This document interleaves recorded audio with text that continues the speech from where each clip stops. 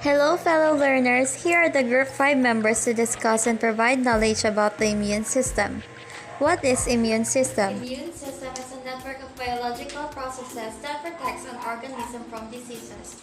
It detects and responds to a wide variety of pathogens, from viruses to parasitic worms, as well as cancerous cells and objects, such as woody splinters, distinguishing them from the organism's own healthy tissues. The different parts of immune system and their functions. Let's start with our white blood cells.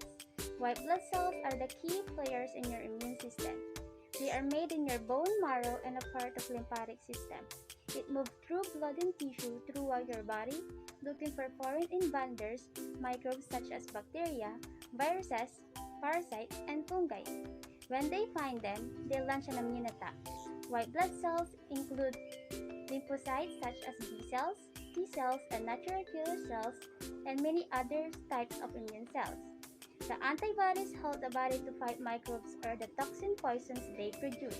They do this by recognizing substances called antigens on the surface of microbe or the chemical they produce, which mark the microbe or toxins as being foreign. The antibodies then mark these antigens for destruction. There are many cells, proteins, and chemicals involved in this attack. Spleen is a blood filtering organ that removes microbes and destroys old or damaged red blood cells. It also makes disease-fighting components of the immune system, including antibodies and lymphocytes. While the thymus, it filters and monitors your blood content. It produces the white blood cells called T lymphocytes. Our immune system also has a complement system, also known as complement cascade.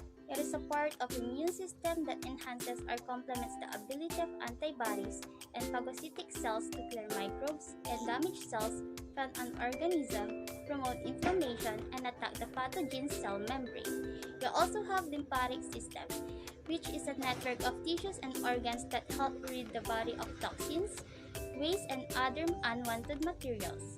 The primary function of lymphatic system is to transport lymph, a fluid containing infection-fighting white blood cells. The last one is the bone marrow.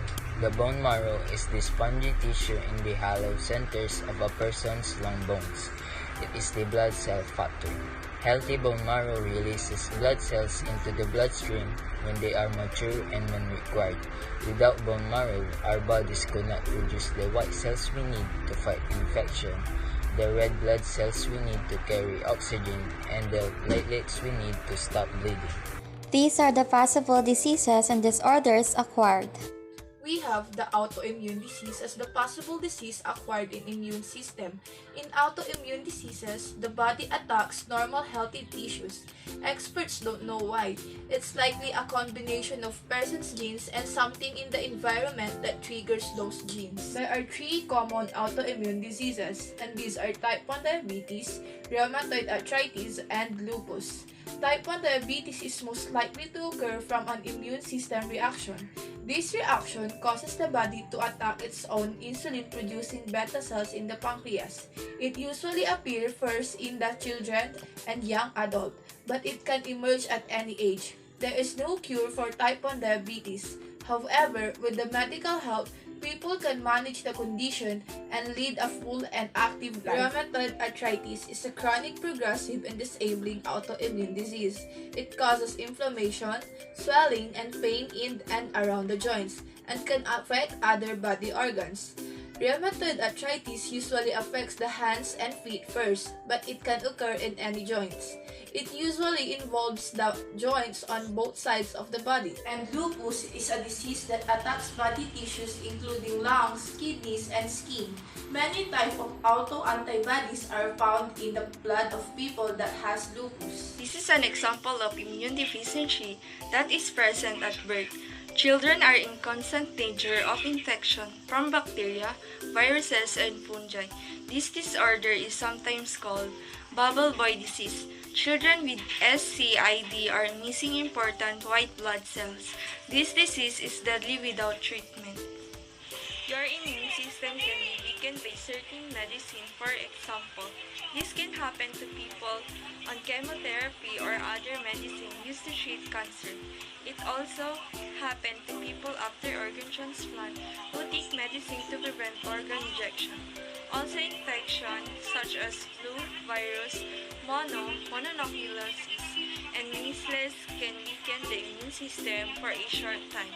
Your immune system can be also weakened by smoking, alcohol, and poor nutrition. It is an acquired viral infection that destroys important white blood cells and weakens the immune system. People with HIV and AIDS can become seriously ill with infection that most people can fight off. These infections are called opportunistic infection because they take advantage of weak immune system. So how does the immune system works with the other systems of the body? The immune system is a complex of organs, highly specialized cells, and even a circulatory system separate from blood vessels, all of which work together to clear infection from the body. Bone system, immune system. The immune system produces cytokines which are involved in the regulation of bone homeostasis. Cells related to osteoblasts, a type of bone cell, have been shown to regulate the production of blood cells, which primary component of the immune system. Our digestive tract is responsible for breaking down large particles into smaller particles so the nutrients are more easily absorbed. The digestive tract also comes in contact with the bacteria and viruses that get taken down by the immune system. The immune system uses antibodies in our cells to kill the bad guys. The immune system protecting the respiratory system from infections. The epithelial lining of the lungs contains specialized white blood cells called macrophages, which are able to engulf and destroy foreign particles in the lungs. This further enhances the role that the lungs play in the function of the immune system. The immune system and the nervous system maintain extensive communication, including hardwiring of sympathetic and parasympathetic nerves to lymphoid organs.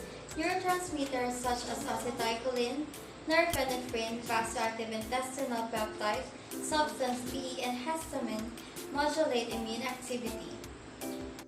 Thank you for listening. I hope you learned something from our video.